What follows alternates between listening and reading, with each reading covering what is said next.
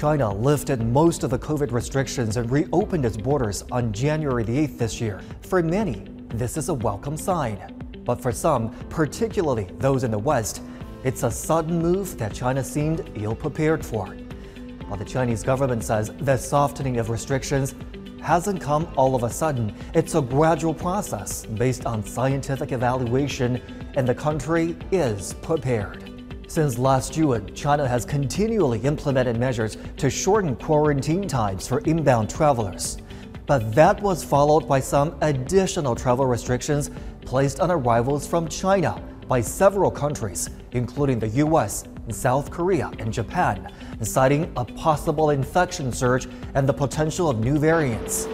However, a leading spokesman for the global airline industry pointed out that such restrictions are groundless scientifically. If you talk to epidemiologists, medical experts, if you look at the recommendations from the World Health Organization, none of these groups are recommending the reinstatement of testing as a means to control or prevent the transmission of coronavirus.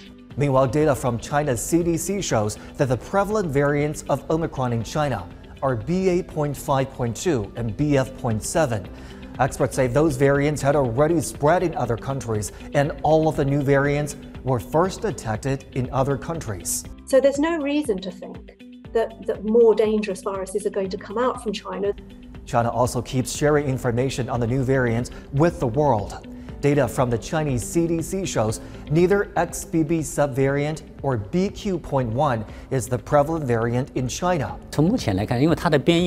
Based on the current situation, both BQ and XBB mutations fall under the Omicron variant. The risk of further outbreaks in such a short time is relatively low.